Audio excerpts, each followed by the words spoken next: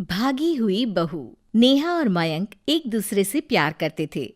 दोनों के परिवार शादी के खिलाफ थे, तो दोनों ने भागकर शादी करने का फैसला किया और फिर दोनों ने कोर्ट में शादी कर ली। माँ, मैंने नेहा से शादी कर ली है। शादी कर ली है? कहाँ? कैसे? हमने तो देखी नहीं शादी। माँ, हम लोगों ने भाग कर शादी की है। अच्छा जी, तो ये लड़की घर से भागी हुई है और अब मेरे घर की बहू बनेगी। अरे ना जी ना, मैं ऐसी लड़की को कभी अपने घर की बहू ना बनाऊं जो भाग कर शादी करती है। अरे मोहल्ले आस पास सब जगह इज्जत है हमारी। माँ, अगर मैं भागी तो मयंक के लिए भागी ना। और मयंक और मैं स्कूल के समय से प्यार करते हैं, इसमें गलत क्या है? तभी नेहा को ढूंढते उसके मम्मी पापा भी वहां आ जाते हैं। दोनों के गले में वरमाला देखकर नेहा की माँ बोल पड़ती है। हे भगवान, ये क्या हो गया? वो जोर जोर से रोने लगती है। नेहा, तेरे लिए हमने इतना अच्छा रिश्ता पक्का किया था।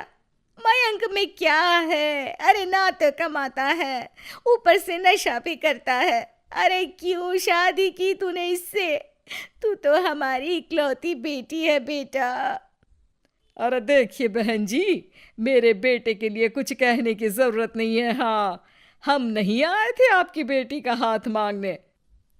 अरे कुछ नहीं करता तो कोई भूखे नहीं मार देंगे आपकी बेटी को। देखिए कितना बड़ा घर है हमारा, और भगवान की दुआ से दूध दही की नदियां बहती हैं। जैसे तैसे कर लोगों के सामने अरेंज्ड मैरिज दिखा घर वाले दोनों की शादी की पार्टी भी दे देते हैं। पार्टी में बुआ सास। अरे भाग कर शादी कर ली थी दोनों ने। लड़की को देखो, शक्ल से तो चालाक लग रही है। क्या? अरे पर रीटा बहन तो बोल रही थी कि दोनों की अरेंज्ड मैरिज है। तभी चाची कहती है, अरेंज्ड? अरे रीटा, अरेंज्ड करती तो कैसे इतने बड़े घर की लड़की लाती? लड़के में है क्या? अरे सिर्फ दिखता अच्छा है ना, पर ना कमाता ना धमाता, उल्टा नशा अलग से करता है। अरे पता नहीं भागी हुई लड़कियां किसी घर में टिकती भी है कि नहीं। दिन बीतते जाते हैं। एक दिन। अरे रीटा, हम लोगों को 2 दिनों के लिए पंजाब जाना पड़ेगा। मेरी बहन यानी कि तुम्हारी ननद की बेटी की शादी जो है। हाँ हाँ चलते हैं, लेकिन घर किसके भरोसे छोड़ दें? आजकल तो घर बंद रखना सेफ नहीं है। अरे माँ, टेंशन क्यों लेती हो? मैं और नेहा तो घर पर ही रहेंगे ना। अरे हाँ हाँ, तू तो मेरा बेटा है, लेकिन सच कहूँ मुझे इस लड़की पर रत्ती भर विश्वास नहीं है। अरे माँ, नेहा तुम्हारी बहू है। बहू? अरे जो लड़की भाग कर शादी कर सकती है, वो घर पर चोरी भी तो कर सकती है। मयंक को माँ की बात का बड़ा बुरा लगता है। वो नेहा की तरफ देखता है जिसकी आंख में आंसू भरे होते हैं। माँ जी, आप अपनी अलमारी में ताला लगा लो। हाँ हाँ, तो वो तो लगा ही दूंगी, लेकिन कहीं तू घर का बाकी का सामान भी। अरे भाई, भागी हुई लड़की का क्या भरोसा। धीरे धीरे दिन बीतते हैं। एक दिन नेहा घर के बाहर गार्डन में पेड़ों को पानी दे रही थी, तभी पड़ोस की बहू, अरे नेहा, कैसी हो? बहुत सुना है तुम्हारे बारे में, लेकिन तुम तो दिखती ही नहीं हो। हाँ, वो बस घर का काम करने में समय ही नहीं मिलता। अच्छा अच्छा, शाम को ना मेरे घर आना, बैठकर गप्पे लड़ाएंगे हम।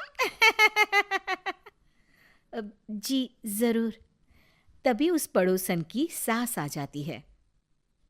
अरे बहू, ये किससे बात कर रही है? अरे माँ जी, ये ना शर्मा आंटी की बहू नेहा है, जो मयंक भैया की बीवी है। हाँ हाँ, बस सबको पता है ये कौन है और कैसी है।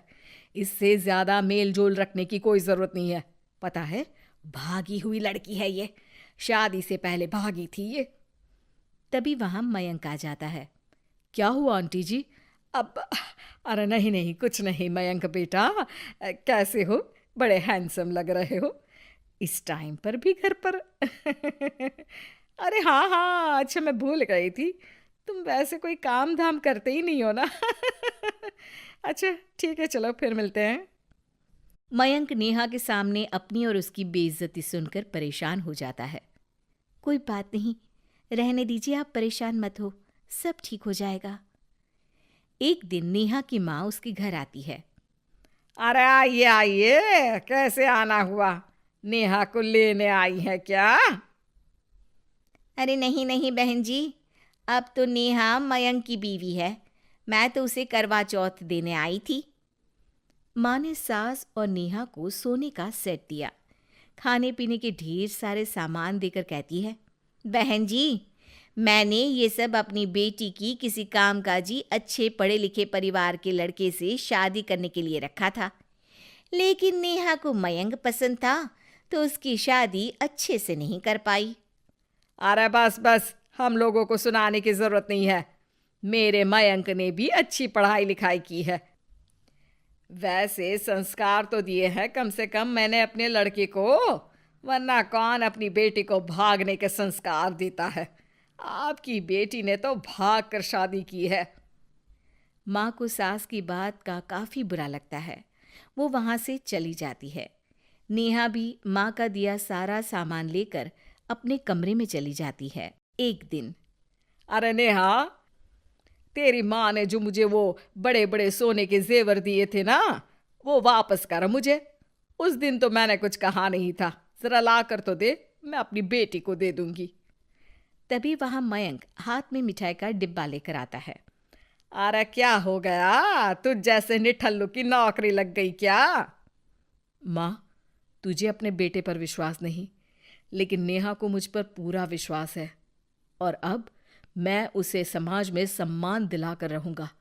सारे गहने बेचकर मैंने अपना कारोबार शुरू किया है।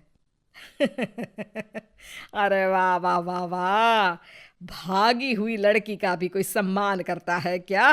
देखा, बेच दिया ना गहना।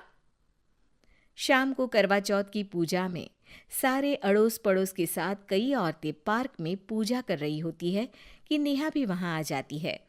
नेहा सज धज कर वहां की सभी महिलाओं में सबसे सुंदर लग रही थी। अरे अरे, तुमने भी व्रत रखा है क्या? किसके लिए? जिसके साथ भाग कर आई हो उसके लिए। तभी वहां मयंक आ जाता है। हाँ, जिसके साथ भागी है उसके लिए। आप लोगों को शर्म आनी चाहिए। एक औरत होकर एक औरत के साथ ऐसी बातें कर रही हैं। अगर नेहा भागी तो मैं भी तो भागा था, फिर अकेली नेहा क्यों जिम्मेदार हो? वो कम से कम आप लोगों से तो लाख गुना अच्छी है।